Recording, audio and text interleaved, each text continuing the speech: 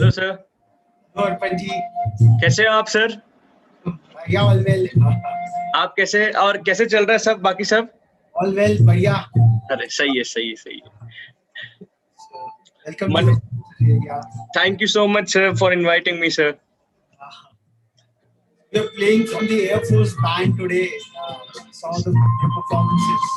Okay, that's really nice, sir. Sir, if I can get the link, sir, to the session which will be live on Facebook and this thing. YouTube link I'll just take. It's on YouTube. Yes, sir. Yes, sir. YouTube as well. Yeah. I will give it.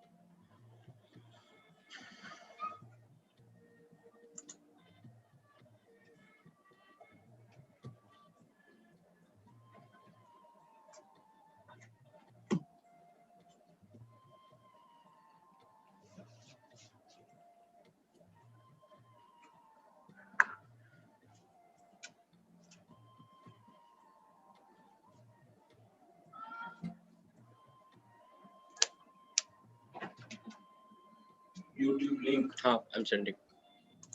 YouTube Aloja.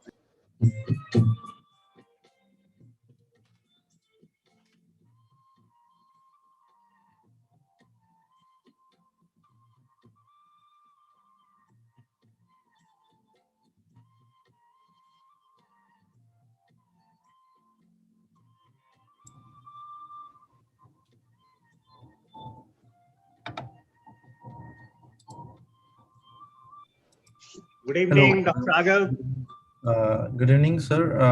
Namaste. Good evening. Good evening, Manojji. Good evening. Good evening, sir. Good evening. Hello, Arpan. Hello. Namaskar. Hello, sir. Good evening. Welcome. Is there any option how to hide the background? I'm not so much sure about the Zoom. Perfect, sir. You are looking well. Great, sir. Please. No, it's just the background. Okay.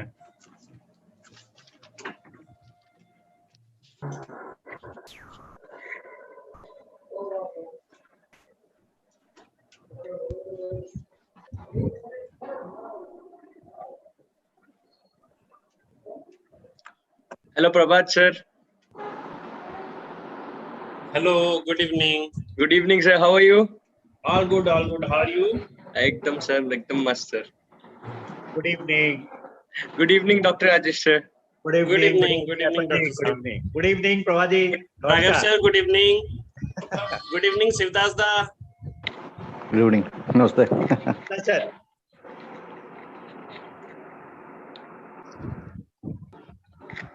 Dr. Pani Grehi, good evening. Namaste, sir. Namaste. Namaste.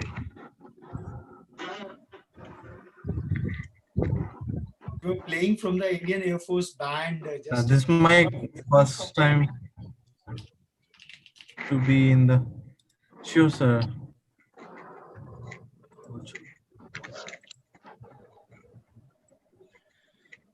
It's 19 hours. Okay, got it. Namaskar, hello and welcome to yet another Saturdays for Strategic Affairs. We at Rethink India felt to really commemorate these Saturdays devoted to the frontiers of strategic affairs. And Prabhat sir was all the more very keen to take the narrative further and forward, deep within the academicians, deep within the civilians per se.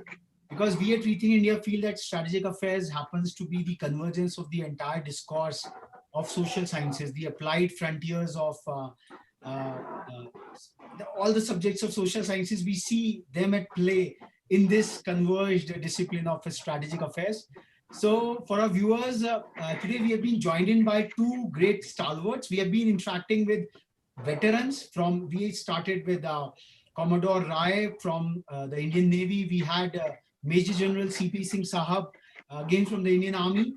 And so today we have been joined by two academics, very interesting profiles. We have with us Dr. Manoj Kumar Panigrahi, who is currently the assistant professor at one of the India's premier institutions, which has evolved under the professorship of Professor Rajkumar, O.P. Jindal Global University. And his research interests include ethnic conflicts, foreign policy, cultural issues of Indo-Pacific countries. Professor Panigrahi teaches East Asian politics and Taiwan-China relations. So quite heavy subjects Professor Panigrahi is involved in. And he has received the Best Scholarship Recipient Student Award from Taiwan's Ministry of Education into 2016 to 2020 because of his passion for sharing Indian culture at the grassroots level. So we welcome Professor Panigrahi to this strategic Saturdays over here. And we also have been joined in the co-panelist today on this show is a young dynamic lawyer by profession. Now you would say that, oh, strategic affairs is law. Yes, it is all about law, because international law is something which is so very vital. All the international conventions, all the strategic aspects, after all, you have to go and take lawyer Sharanam Gachami. That's what we have to do. And so we have Mr. Arpan Chakravarti, who holds a diploma degree in international diplomacy. And he graduated from Christ University, one of the other premier institutions of the country, in Bangalore. And he holds the position of Assistant Director Strategy at Alexis Group India. He is multilingual. We at Rethink India really commemorate multilingualism in a big way. And on the centenary of our former Prime Minister P.V. Narasimha Rao, who could speak 17 languages, we kick-started the multilingualism challenge. So this is another hidden talent of one of our panelists. So we will invite P. Chakravarti Sahab to one of our sessions on multilingualism. And he has worked with the Ministry of External Affairs, Center for Land Warfare Studies, Indian Army think tank, Commonwealth Human Rights Initiative, among others. So what an illustrious profile. So lawyers are not just those dark coat ones doing something very boring, which our youngsters feel. It really opens up this vistas, this I would say the glamorous vistas over there. So with this short background and today's theme, what our panelists have instructed they would be talking and discussing on, it is modern age political warfare in South Asia. Now, loaded terms goes over the head, but that's what the experts are for. And I would invite Prabhat sir to just invite and say a few words on the inaugural of this show, and then we will move on with our panelists. Prabhat sir. Yeah, sure. I would like to welcome Arpan as well as Dr. Panigrahi. So this will indeed be a wonderful session. We hope so. And the subject is really happy, no doubt. It is even in strategic affairs and defense covering for the last 7 years. This is also, this will also be an insightful session for me as well. So I would like to welcome the panelists now to discuss upon. So Raghav sir, please take ahead. So over to whatever, maybe Dr. Panigrahi can open up being an academic, and then Arpan can bring in his more applied aspects of it all. So that's so. Arpan, would you like to go ahead? I think that will make more sense so that you can. Surely. Sir, if you can give me the host this thing so I can share the presentation that I have made. Okay, sure. I've done it. Yeah, please. Okay. Thank you, everyone.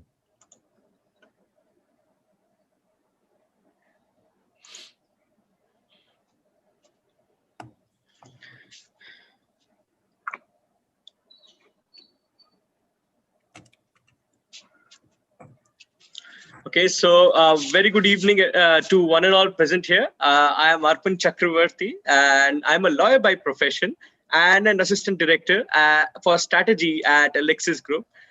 First of all, let me say I'm very grateful, and let me thank Mr. Ghosh sir, who's the editor-in-chief of Strategic Affairs India, and Mr. Raghav Mittal sir, who is the editor of Rethink India, for giving us this opportunity. You know, for young scholars like us, this is a big opportunity.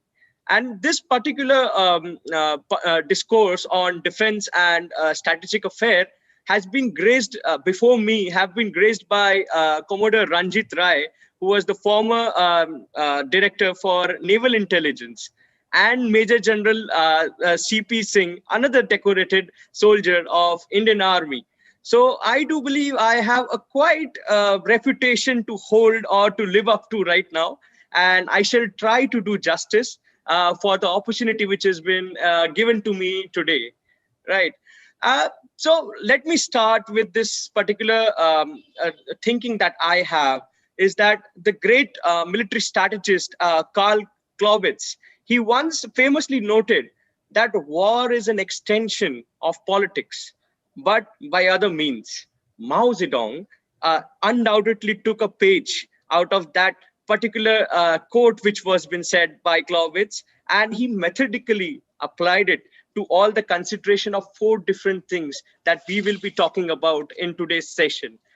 So first question that always comes in minds of people, right? What is political warfare? You know, so for that, I will just show this particular diagram that I have, right? So, you know, this particular political warfare does apply to a lot of different places in particular situation that we have in India, whether it comes to strategy, whether it comes to leadership, whether it comes to coordination of various troops movement and deception and also lobbying. You know, it's first thing that at this point of time, we believe that India is currently facing a wide range of non-state actors who employ different wide range of measures to coerce, influence, intimidate, or undermine our interest at home. So I do believe, in simple words, what we say that political warfare is a mixture of different elements, which is first diplomatic, political, economic, military intelligence, and information cyber warfare. So mostly, in simple words, what we say is it is a means to the end, right? To achieve any national objectives that a country might have. And so why is this becoming relevant in this coming times? So this is the question that always comes up, right? Why are suddenly so many strategists have been continuously writing about it, talking about it? And this was particularly famous during the times of Cold War, during the rivalry between US and Russia, right? But now, why is it coming back into prominence? I think it is because of the rise of China at this point of time. And so that we also need to have an understanding of what is going on at this particular point of time. And we need to understand as to the why that we have to know, right? So for the first thing that particularly comes up is the economic or the Chinese debt traps, right?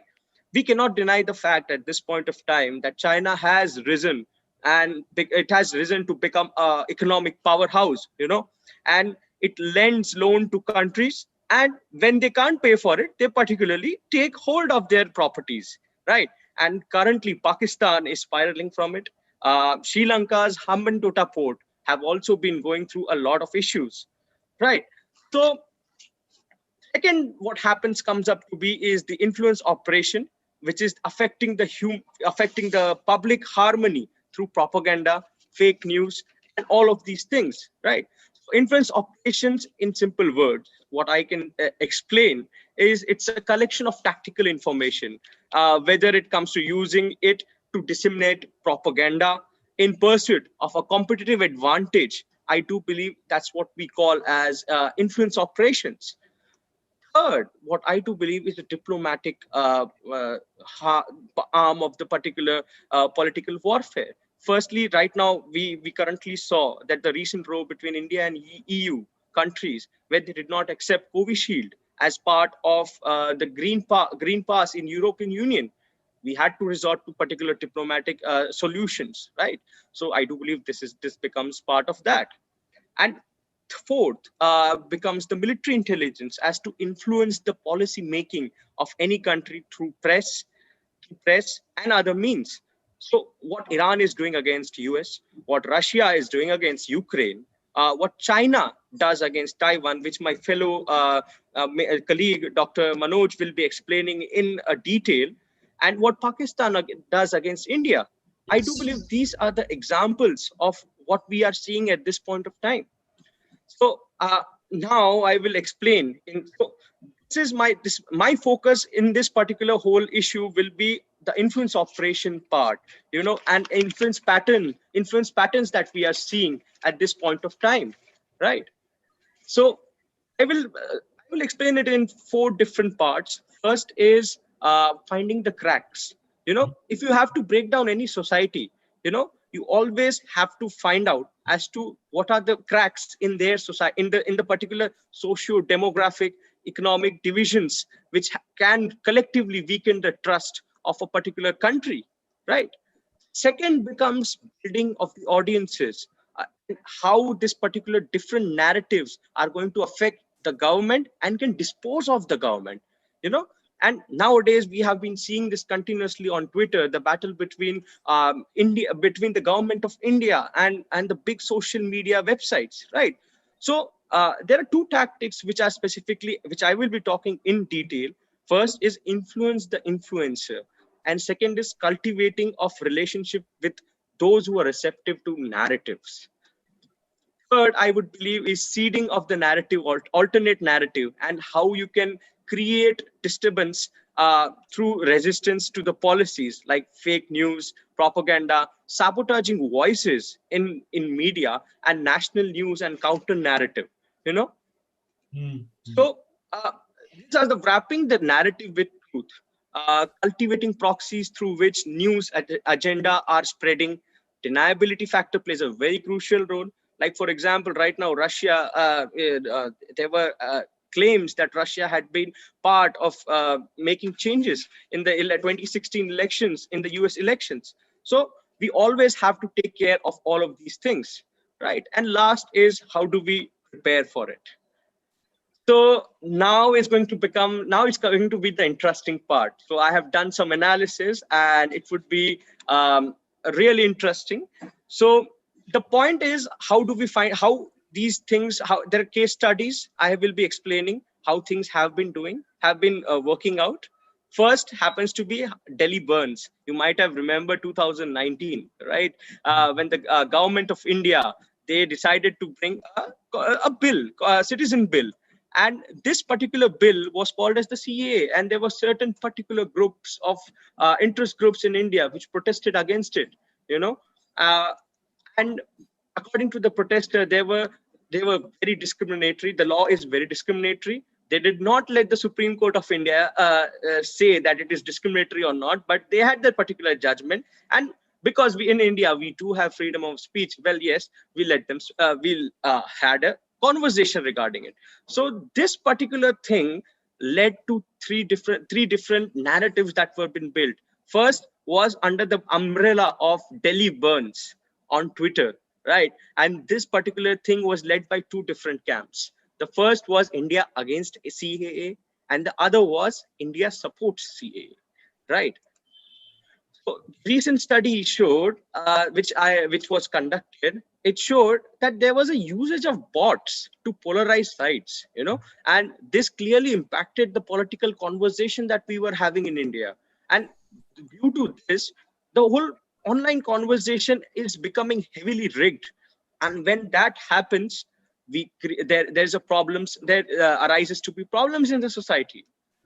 So this is what which was the research which was being done. If there were 7,000 users who wrote about in the hashtag Delhi burns, there were 1,400 probable Twitter bots which were continuously writing against, second was India against CAA, right? There were if there are 86 in total 86 total users who are tweeting about it, 57 are real, while on the other hand 29 of them are probable Twitter bots. While on the other hand, India supports CAA. 460 of them are probable bots, in total of 1159 bots. So what do we do to change this particular thing which is continuously happening, So one of the research which was being done in this particular study that was being conducted, one of the interesting thing which we found out were that some of the Twitter handles with high frequency had more than 50 tweets a day, and 87.5% of the retweets were from countries like Pakistan, UK, Turkey, UAE, and among the other foreign countries, So when we look into this map, the map of India, which has been used in this particular thing, in this particular research, was again misleading during the study. So why was this particular thing, why was the study important, and why is it necessary to understand this particular issue at hand, right? This particular kind of things, they do try to weaken the collective trust in government institutions, right? They find out the crack, they attack on the crack, right? And at this point of time, we do know there are a lot of religious issues that go on in our country, right? What is the outcome or the learning at this point of time that we had understood from this thing, right? Influence operation came out to become very important and crucial played an important and crucial role in this whole thing, and they have become more focused towards the policy part of the country, right? And only those who are related to that particular issue are becoming effective. So they have become the objective of having bots in this particular area is rigging the whole political talks that are going on Twitter. What is the government measures that we took, or what India took, right? From a protest, we saw center asked Twitter to block some certain amount of particular accounts which were being used by Khalistan or had Pakistan link behind it. Second was 308 Twitter handles from Pakistan were creating confusion over the tractor march that we had, apparently, which were farmers, right? Now, one more interesting part which I will be showcasing is, if you might have remembered, and if all of you might be on national, you might be looking at national news, right? This was one of the viral video that went that happened in Loni, in Ghaziabad, right? Loni assault case. It's considered as one of the most important example to our particular case in scenario, right? Over the circulation of this particular video, in which an elderly Muslim man claimed attack by some young man who forced him to chant Jai Shri Ram, right? And this particular thing, as I explained earlier, there are two methods of building a narrative: either by directly controlling a platform or by cultivating relationship with people who might be receptive to particular narratives, right? Now the Ghaziabad police took case, right, and they booked 15. They booked 8 to different journalists and very influential people, who did not know that this particular truth, which this particular thing had a narrative to itself, as this was a fake incident which happened, right? And the Ghaziabad police later clarified that this particular information which was being shared was false. So this particular thing showcases only one thing, that hate is easy to sell, but truth isn't, right? So building of audience, I always do believe that if somebody is thinking alike, then if everybody is thinking alike, then somebody isn't thinking, right? So this is what happened. I got a chance to go through a lot of different people, and due to my various people in my network, I got chance to talk to few people who were also part of secret information warfare machines, right? And this is how the British Army also does have its own soldiers. Like, they have soldiers who edit videos, record podcasts, and write viral posts, right? This is what I would call the age of information warfare, because this is also one of the Harvard research which was been conducted, how the Chinese government fabricates social media posts for strategic distraction and not for engagement arguments, So this is my general understanding of the scenario, is that disinformation and deceptions have been part of a warfare, for thousands of years. But I do believe nothing new is happening right now. Earlier, information was being used to support important conventional operations that we do, like conventional combats, which we used to have information about. But now information in itself has become a tool for warfare. This particular Harvard paper that I was talking about, right? This particular thing had this research which was being done. 2 million people were being employed just to write social media posts. And we saw that these kinds of examples have been going on in Saudi Arabia, Bahrain, and various other countries, And when we look into this, our favorite neighbor, Pakistan, right?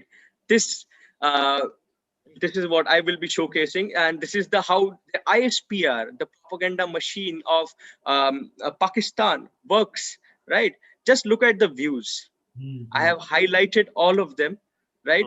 From Article 370 to Kashmir to a lot of different other things, And this kind of warfare is it really becomes difficult for us to navigate through it. And at this point of time, the propaganda that I just a minute, yeah. At this point of time, the only work of ISPR is propaganda, sharing fake news and narrative building in particular audiences in India. So I was going through one of the reports which specifically said that the target audience which they are talking about is in Jammu Kashmir, right? And they do go through it, they do listen to it, they do understand it, and they get affected by it. Burhan Wani became a sensation in Jammu and Kashmir due to this, because the age of social media has started, and alternative narrative building has been done, and they have been doing it very constructively. And there's one more example that I was giving, is the Real Kashmir news handle of a CEO who was one of the prominent voices in Valley. His Twitter account was being blocked, or YouTube was being locked down. So when we look into all of these things, right, they were being hacked. And when we look into all of these things, we understand that something is going wrong and we need to counter these things. So one more thing that I was going through, and we found out this thing, which was an article which was 1 year old, right? So Mr. Donald Trump decided to visit India. And suddenly at that point of time, what happened was Delhi riots.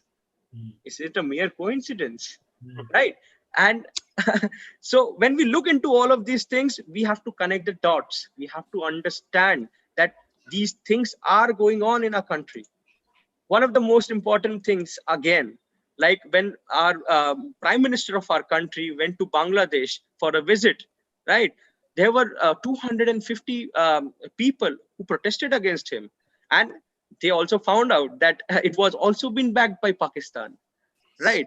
So we have to look into all of these things, that how they are funding, how they are planning, and we have to uncover those things, right?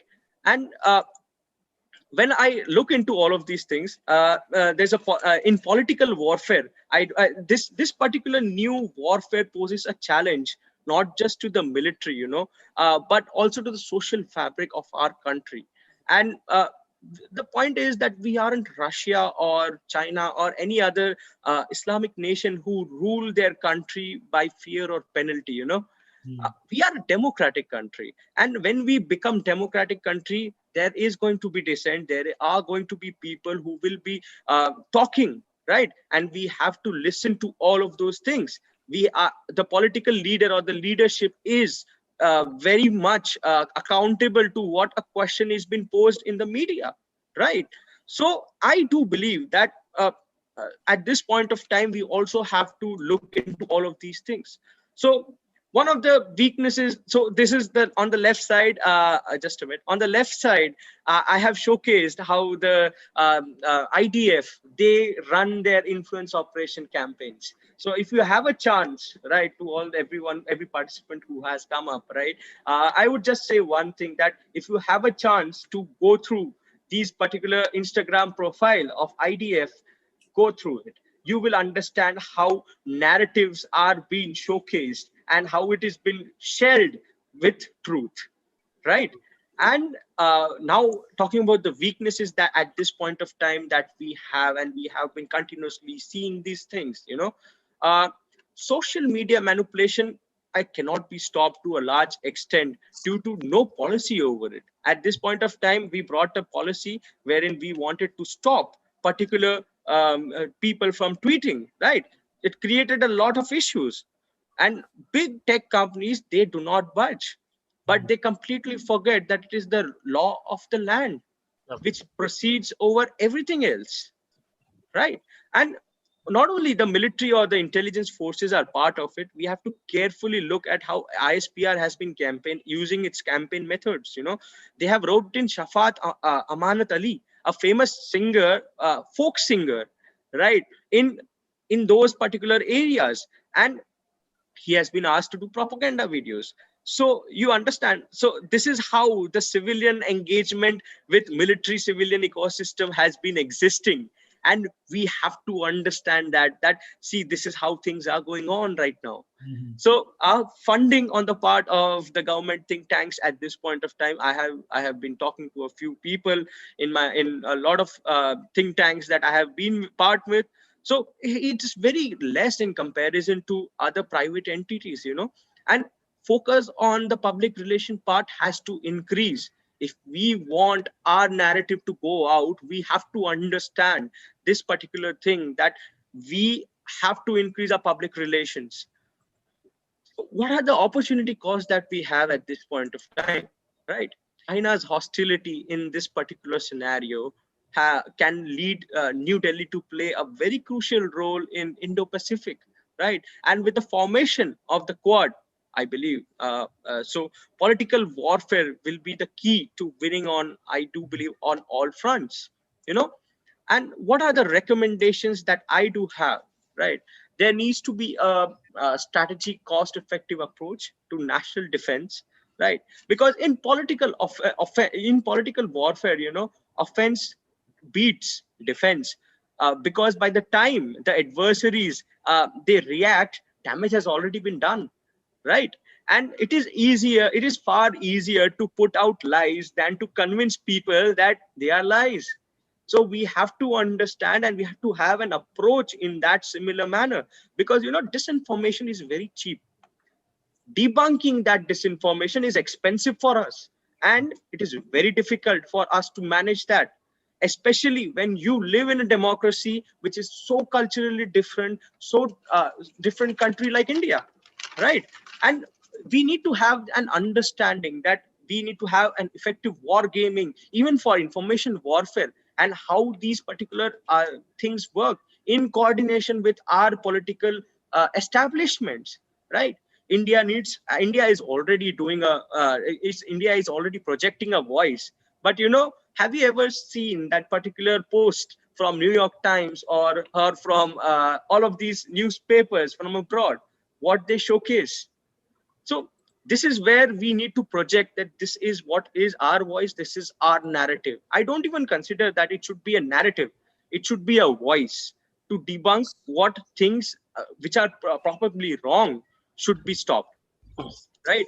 And now one of the suggestions that I did have was 77 Brigade of the UK Army. UK, they are a counter propaganda unit, you know, which involves social scientists, economic scientists, army reserves, and technocrats, right? These are not usual army people. They are specialists in their own field. They are data analysts. They are data scientists. They are behavior specialists, right? They understand psychology. They see how things are moving in particular scenario, and their only work is to monitor the social network of the country, so that a particular message is been delivered to particular kind of audience, right? There are particular kind of audience, like those are academic audience. For them, there has to be academic writing, but there are people who are not so academic, right? So for them, how to write in different vernacular languages is which is going to be a key for us to winning on all political fronts, right? uh, I think it was my mentor, Lieutenant General Ahluwalia, who coined an approach, you know, that national outlook for national security is needed.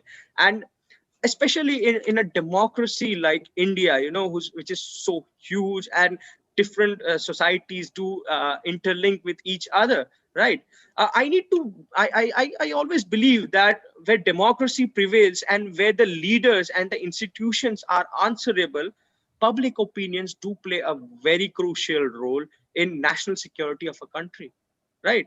And that's why India at this point of time does need an organized approach to dilute influence, and not only for because and fight those unconventional battles, and with proper communication between the political establishments that we have in our country. It shouldn't be like if the prime minister of our country is speaking something, some other minister comes up and he says something else, right? And the media decides to point out that particular thing, that see, this person from this particular party is saying this, right? So we need to have this particular approach, this particular way how we are going to make this work. And I think that is all from my side, and I would like to now give this platform or the podium to my colleague Dr. Manoj. I think lovely. What a passionate, Yeah. illuminating presentation. I think Arpan sir has really made, and in just a few slides, he could really sensitize us on a very thorough framework. Thank you, Arpanji, for illuminating us. That was really very insightful. Yeah. A national outlook for national security. Yes, I think that is the buzzword. That is the takeaway from over here. correct. And this is also, I would just like to butt in for a moment that this is where all the engineering meets the social science, all kind of semantic analysis, all kind of parsing, all kind of, because at times we need context to understand why we are studying this all, why these neural networks, why all this. So these are the applications of it, and that's where the top cerebrums, the top brains have to be put across and really create a defense for the country. And defense is not just ki banduk tang ke with a on the border. I think it's much more complex these days, and that is what. So maybe Dr. Panigrahi, his address on the issue. And that too with the evolution of new warfare Yes. tools and all that. Yes. That is very necessary. And Arpan sir has contextualized the entire happening of the last 18 months per se. The way the whole stuff गागर में सागर भर दिया है, बहुत ही सुंदरता से कि, and he has been very objective. मतलब there is no passion side, very data driven, very objective, and this is, I think, this is the kind of approach we actually require for ensuring sanity in our society. And that too is supported by various case studies and all what has been seen recently actually. So that is, yeah. Dr. Panigrahi, please go ahead. Yeah. पहले से आप सभी को मेरा नमस्कार. I'm very glad, बहुत अच्छा लग रहा है कि इस बोलने का मौका मिला मुझे. और आप कृपया मुझे शेयर करने का मौका देंगे. आप sharing right, sir? Okay. I'll just आप कर पाएंगे? Yeah, please go ahead. अभी दिखाई दे रहा है? Yes, perfect. Yeah. Okay. Okay, great. So, thank you, everyone, and so I'll tell you why I'm very glad for this opportunity, and also thanks Arpan for a very well insight topic about India's current situation based on recent disinformation tactics by different factors and actors outside. Why I choose I'm kind of going out of the way from the original first half. Why I choose this is, first of all, right now I'm based in Taiwan, where I was doing my PhD. I'm still here because of COVID. I couldn't fly back, and staying here for a long time, I realized that I've been around at the grassroots level in Taiwan. I've traveled around extensively in the villages here and all. I realized that there is a lack of knowledge about India here, and whatever lack knowledge is there about India or per se about South Asia. For example, eating with our hands. We have our own reasons for eating with our hands, but the idea of people here is we eat with our hands because we don't have money to buy cutleries. So that gave me kind of an shock, and also like, yes, there is an informational gap. But staying here since 2016, when I came in, I saw a presidential election. In 2020, I came back, I was still here. I saw a presidential election. And at that time, I came to realize that there is a lot of bots happening, and including my own Gmail, it got blank completely, including my professor's Gmail accounts and most of the universities which have political science as their departments. So after a little bit more digging, although I'm not that fluent in Chinese, but I'm surviving, but I tried to find out that some of the tactics that was happening was from Taiwan, well, inside Taiwan was from China. Why I choose this topic is because of, okay. So those of you don't know much about Taiwan, it's fine. And there is I would like to put on a brief history in just one slide. You can see on the map, first, Taiwan is a very small island, or say archipelago, some people say. At first, it came in 1949 when communist forces led by Mao Zedong won during the Civil War in China. They defeated Chiang Kai-shek, who was the leader of the KMT party, Kuomintang party. That is the blue party. That's what it's called. That's why I put it as a blue color. And they they came over by ships to Taiwan, who were not original inhabitants of Taiwan. And since then, from 1949, they started having after they came back, they started having the martial law, and a lot of things happened. There was a authoritarian rule over there. Okay. At one point of the time, they thought that they came to Taiwan with this thought of that they will go back to China, reclaim the motherland, reclaim the mainland at some point of time. There were attempts from both the sides, but it was largely the status quo has been maintained so far. But where does change happen? When change happened in 1971, when Taiwan lost its United Nations seat as a recognized country to China, the PRC, when USA recognized the mainland China, or the PRC China, as the only real China.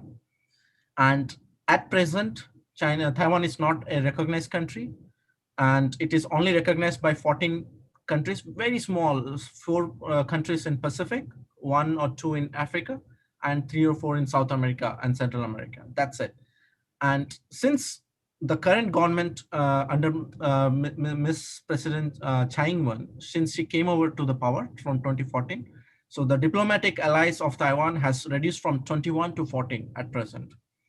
So sir, I have a question. Does India recognize Taiwan as a country? No, India is again as a country which don't recognize Taiwan as a country. India follows one China policy. Yes. So it happened also right after US changed the recognition, and soon many countries followed to it. Okay. And why Taiwan? Why I'm speaking about Taiwan in this kind of webinar? Especially in India? Why? Because both Taiwan and India share the common ideologues such as democracy, freedom, and equality. That's the basic point of any democratic country. It's a semiconductor chain. They call it as a semiconductor wall also, because that is protecting Taiwan from getting annexed military from China. And it is also one of the Asian tiger. It saw economic miracle in early 1980s itself. And that's why it was termed as an Asian tiger along with Hong Kong, South Korea, and Singapore.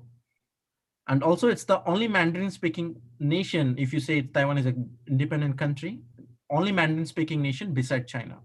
Where in Taiwan, they follow the traditional Chinese, but in China, they follow simplified Chinese right after the Great Walk or the Cultural Revolution in the 60s. So why it matters to India? Because it's one of the staunch supporter of India in international forums, and getting investments from Taiwan can be crucial to Make in India policy. And why I want to emphasize Make in India here? Because the growth of Chinese economic miracle from late 1980s began with the investments from Taiwan and Taiwan only. There was no other country wanted to go there, but it was first during the KMT government and the Taiwan, the first economic miracle in China happened because of Taiwanese investments. And there are more than thousands of companies of Taiwan who have been there, but due to recent clashes and recent political conditions, they have been shifting or looking for alternative options, such as in Southeast Asia and South Asia, mostly in India. And India, and it is also Taiwan also focus India on its new southbound policy, and India is the biggest country in its policy. And you can see last year, right during I think a year or two before, when the Hong Kong protest was at peak, this is a think tank, digital diplomacy think tank of Taiwan. They came out with this idea of Hindi Taiwani Bhai Bhai. It was a very popular poster between India and Taiwan, so showing the Taiwanese bubble milk tea with the president and our Prime Minister Modi ji with holding our milk tea, and they're cheering up. That give a huge push. If you follow Twitter, you'll find this as one of the most popular tweet among last year. And also right after Galwan incident and Doklam incident, this was the poster that was used in the leading English daily of Taiwan. Okay. They show our Ramji getting firing at the dragon. So this was one of the most again cashed our Indian media also, and this was the source was Taiwan News, one of the leading English daily here, and this created a positive image of India also here. But the propaganda structure does happen from Chinese side, but how? So a little bit history. Chinese side has always been fascinated by Russian psychological operations against the West.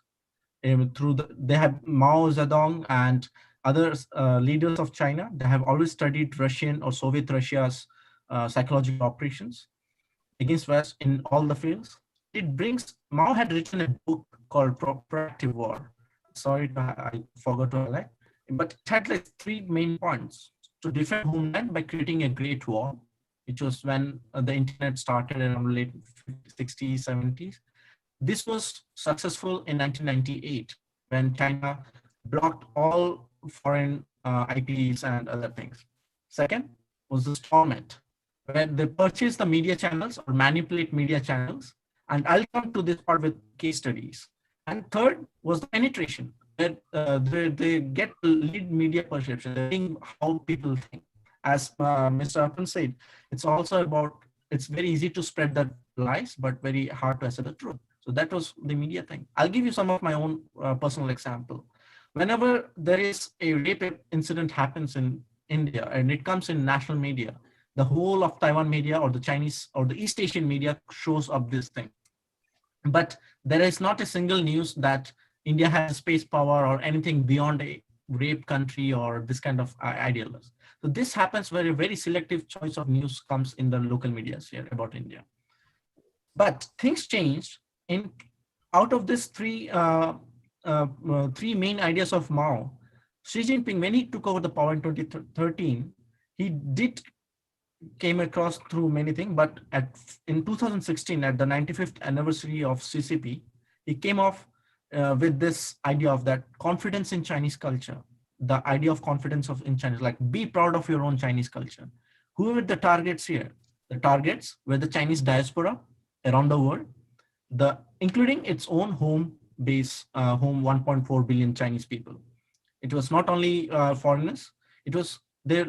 So at this point, you saw from 2016, including the Hollywood medias, most of the time they were the things has been like earlier, when a partner country in Hollywood media used to be an England or a German into some character, but now the partner country is always a China. So this kind of idea has been started to brought up in Hollywood movies, media from 2016.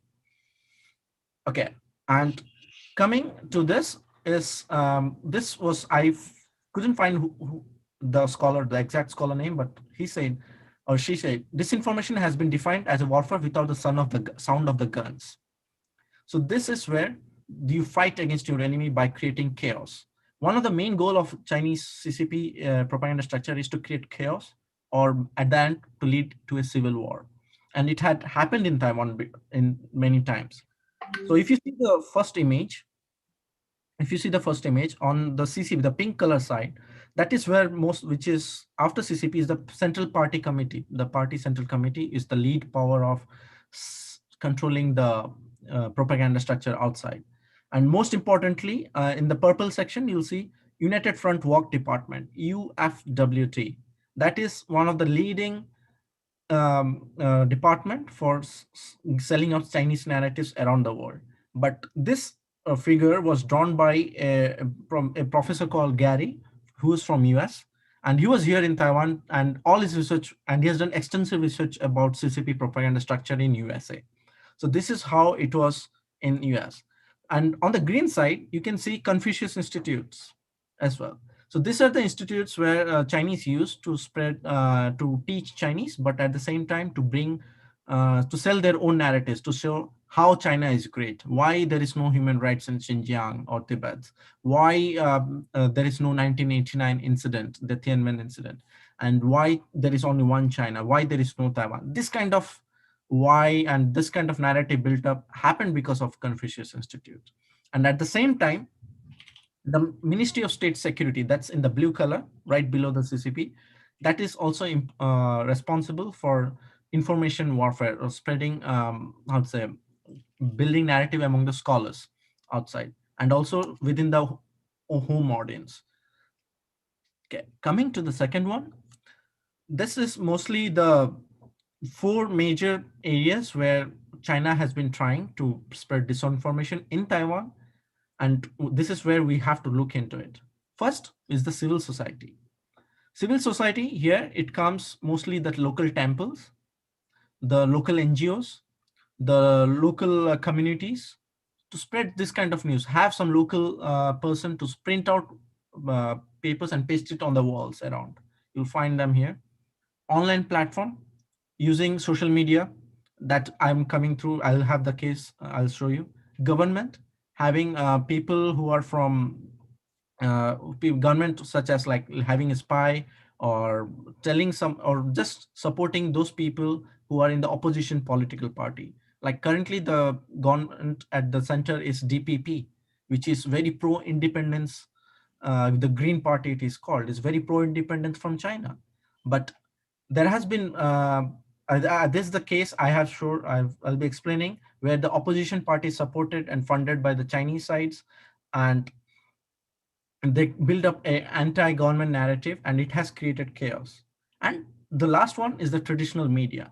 Is the where they buy or fund the local medias, and medias get sold out here in Taiwan very easily, because for Taiwan's entire population is 23 million, but the number of media channels runs more than 100, and it's heavily competitive, and the profit margin is less. To gain some factual news, there is there is always some competition, and they always look for fundings, or the profit margin so less that they need funding as well to run or pay the salaries. So that's where things gets fuzzy here. And it has, Taiwan government found out, and it has banned those news channels also. And coming to the civil society again, sorry, missed this, is where where influencers like YouTube, like Mr. Arpan said, some prominent individuals shared some of the news without even knowing whether it's a fake news or trying to check whether it's fact check. Some of the social media influencers or big politicians, without even fact checking, they put it on their social media accounts, and people believe it, and it creates chaos in the society. Okay, coming to the case study, I'll come straight to the case study. It happened in September 2018. It's because it's this online platform called PTT. Okay, PTT it means Professional Technology Temple. It was founded in 1995. It is based mostly a text-based platform where anyone can post anything they want. It's a very open platform.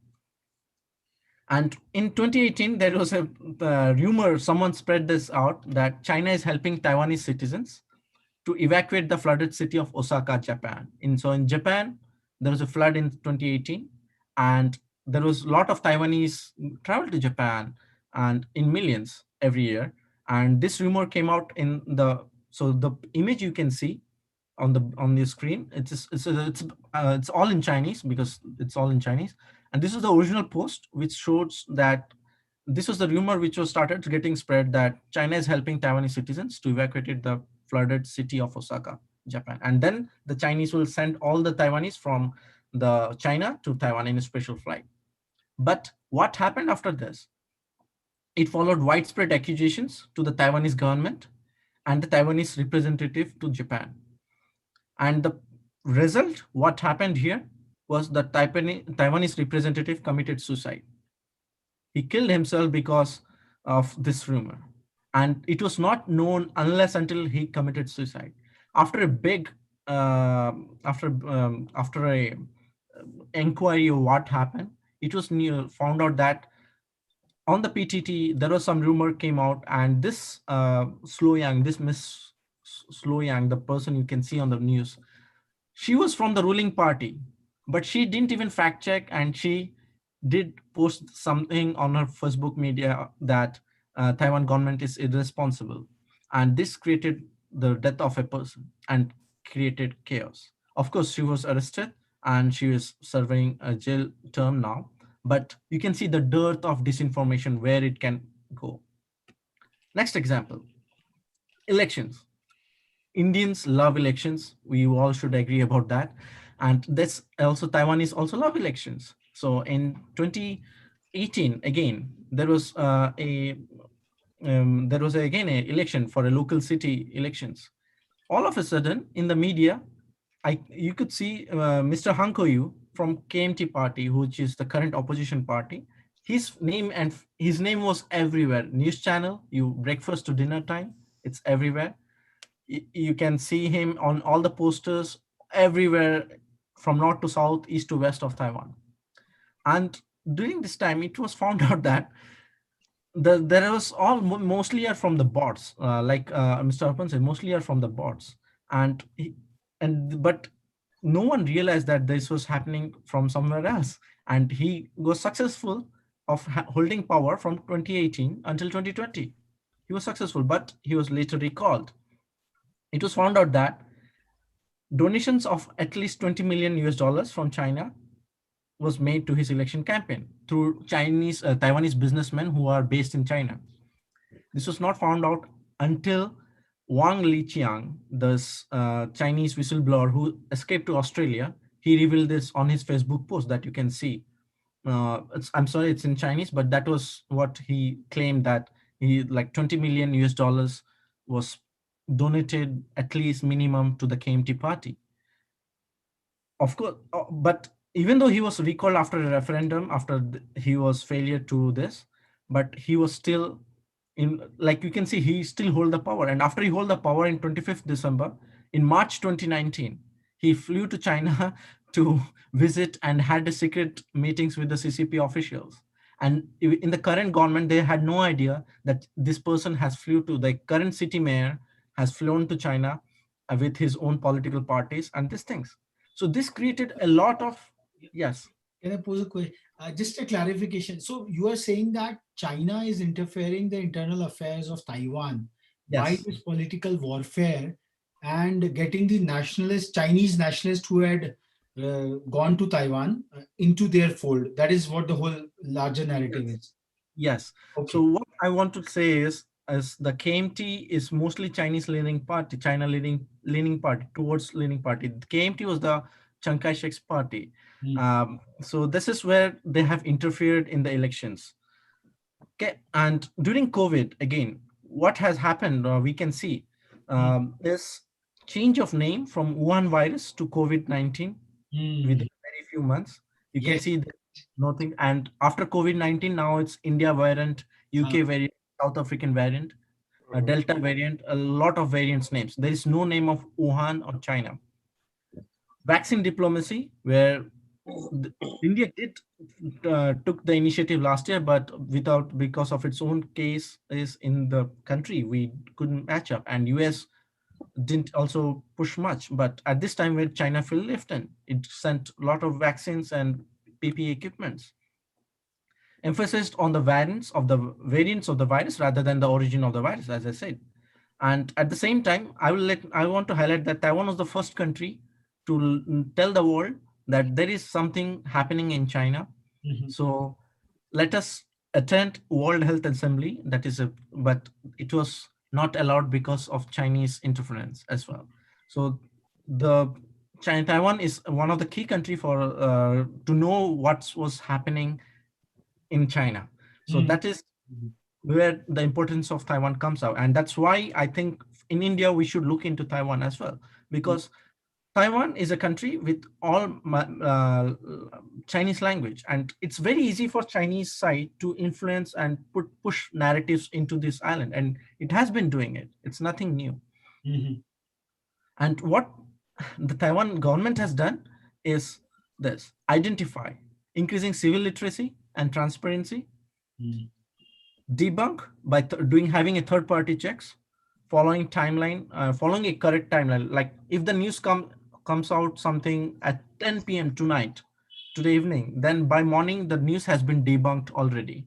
That's what they have been trying to find out, like if following a time-bound approach.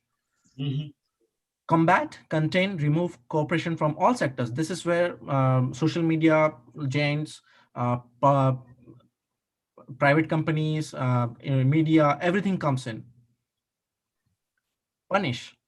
Like, as we say, like, even though they belong to the same party, they were willing to punish those people, influencers as well, and fines, heavy fines. Okay.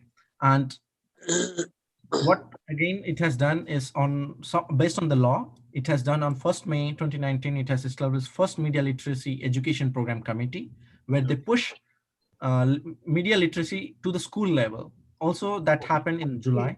So in the school level, there is some regular extracurricular activities where they help the students to identify what can be the fake news and what can be things, and to see what's the difference. Using of radio and local community college in public-private partnership mode, and promoting self-regulation. That's also very important, which they have to look into inside. Okay. And what China has been doing, this is very thing. We all know there was this news channel called CGTV, but at first it used to be CCTV. So that's the idea. I still remember it was CCTV when I was doing my master's. It was CCTV. It changed to CCTV somewhere around 2016-17. Okay. And having a Western-looking newsreader, which will get more appealing. So you can see in the like Western-looking appealing. So it is more acceptance. Using of the idea of core issue terminology, and always telling that China is always the victim of outside forces. This is, and it has also targeted domestic audience. It's not always the foreign audiences, because they have to build a narrative to support. How they build the domestic audiences? First, let's say with example with India. This happened right after Doklam incident. This I have a very pretty lady from coming on a YouTube channel, speaking fluent English, coming up and showing. You can find this on YouTube. 7 Sins of India, New Oh. China TV. So it's over there. You can see it's explaining why, and it was very racist as well. Second thing, mocking India during the peak of second wave of COVID. The left image you can see is showing Chinese patients explaining the fire that China ignites and showing a comparison the two fires that two countries ignites. One side is showing that what China is igniting, and second thing is showing our dead bodies. Mhm. I'm sure you might have came across this, but this was again in the state control media. So Mhm. these are the narratives that has been happening, and we need to be aware. Mhm. And this is very new. And I don't know, in a big country, as of now, I don't have any solutions of what can be done so far, beside, of course, building media literacy and all. But I'm sure with more cooperation with other countries, let's say Taiwan, let's say Britain, let's say US also, we need cooperation. We cannot build narratives or counter arguments or narratives without cooperation with this kind of propagandas. So I'll stop here, and thanks for listening, and I'll be more than happy to listen and answer any other question and learn from all of you all. Thank you. Yes, lovely, lovely. I think both the presentations have been quite complementary to each other. Arpanji put the whole information warfare, the aspect from the Indian perspective, and Dr. Panigrahi has taken it to the Taiwanese shores and shown it from what the little country of Taiwan. And beautifully, I could see the solutions what Taiwan is doing.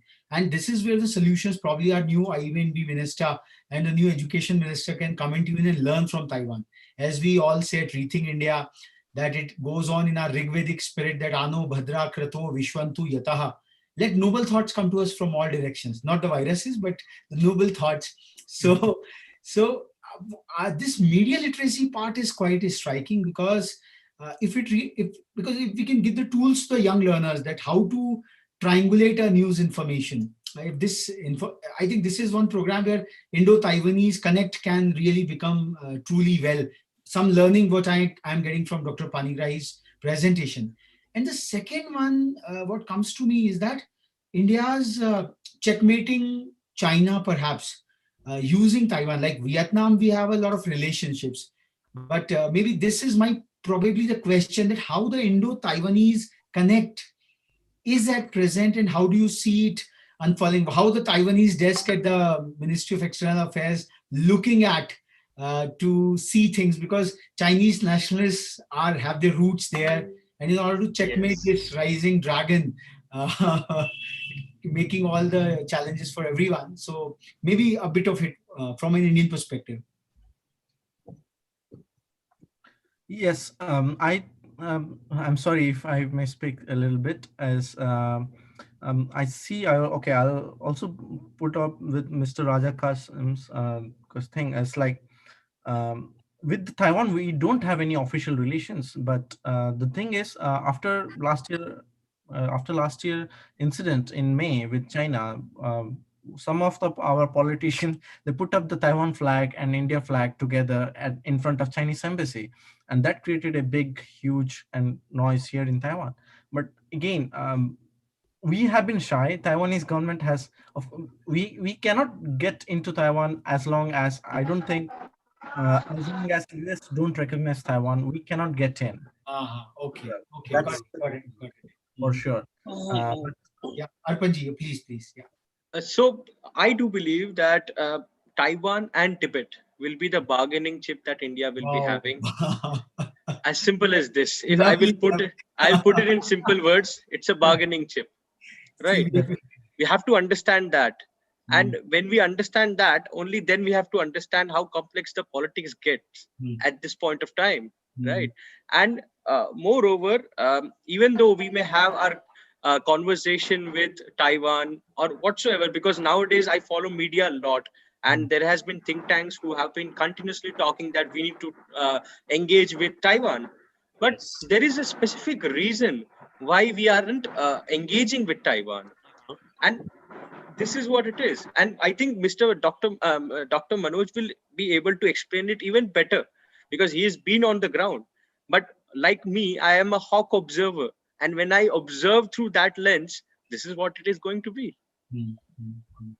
Yes, I agree with Mr. Arpan as well that this has been a challenging. There is a lot of noise. I would say noise, not good noise, but it's a noise. But again, too much noise is also not good. So we have to realize the current situation, like situation on the ground, not only in Taiwan, but also in New Delhi, that we don't need too much noise. We need to do our thing by ourselves. And that's how, as a young scholar, or young learner, I would say that I can say. Yeah. Okay. I'd be happy to have, if anyone have any questions, or I think me and Arpan sir can take questions. I think this has been answered almost. This is Prabhat. Yeah, this has been answered, but this is, I mean, my question is also almost similar. That after this India-China recent clashes, both the nations are coming close to each other more vigorously. That is okay. But I mean, in some sections of media, just going through the things that, correct me if I'm wrong, that Taiwanese people are being recruited as their, I mean, Chinese fighting force, Chinese immediate fighting force against India. Is something in that? I'm sorry, sir. On Taiwanese people, I mean, in our adversaries' land, can we rely on the people, on their people?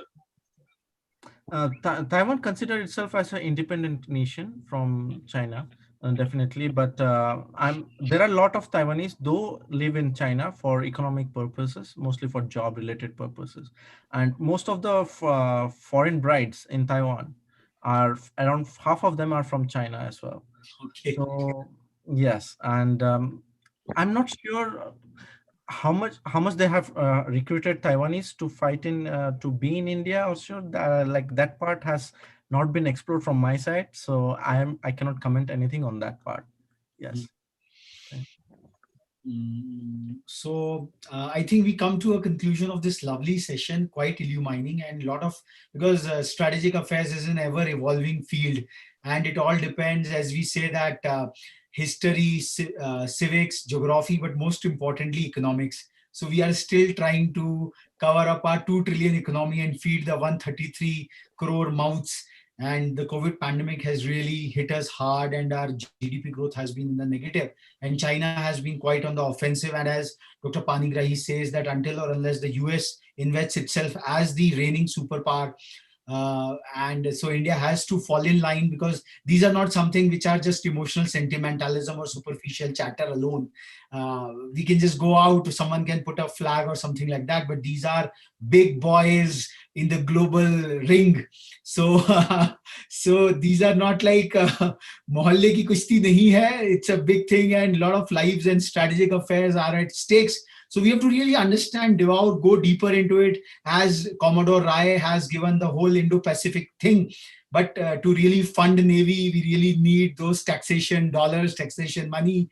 Then CP Singh Sahab talked about the whole Indo-Pak and China theater. So first and the foremost, as an outcome of it all, and this has been the core purpose of this initiative, that let bacha, every Indian should be really attuned to these affairs rather than just the STEAM part of it all. Social sciences are equally glamorous as this strategic affairs for Saturdays talk about it. And the calculus, the geopolitical calculus is truly amazing. Like it's more complex than the chess game perhaps. So I think more discourses like these, and as Arpan Saab was also saying, that more think tanks, maybe the think tanks in our academia itself, if we start understanding it, if we start working towards it, it will really come a longer way. Because as we saw that nothing happens, it takes decades and decades for a smaller transition to happen. So thanks a lot, Dr. Panigrahi, for taking out time and speaking and giving such a wonderful illumination. I think 2 takeaways of learning, doing, probably these can be the write-ups. We will send it to the new INB minister, that have a media literacy program down to the schools, because the new education policy talks about that, and maybe they can learn from the Taiwanese part. There is nothing military about there. We're just training our young kids to decipher as to what is fake and what is real and how to go about it. And Arpan, so beautifully, he has summarized the whole Twitter dangle, which keeps on happening, and probably his framework can be put on again and again. Be objective, and the truth reveals it all. Thank you, Prabhat sir, for getting these wonderful speakers and Strategic Affairs India, who has been the core partner in this all. And just a brief announcement that on the coming Kargil Victory Day, we would be commemorating that 22nd Kargil victory, which was quite important, and we would be giving away the Manohar Parikar Prashasti to a vast set of luminaries in the strategic affairs. So that will be on Monday, 26th of July. So we would be having our session next, Strategic Affairs, just to keep the rhythm and everything out. But that's a special program on the Kargil Victory Day. We will be announcing the timelines on and all shortly by tomorrow. So thanks a lot. Thanks a lot for being with us. And we will continue this journey of empowering and enlightening the entire, I would say, the entire population out here, and all the objectives will be achieved. So we'll close over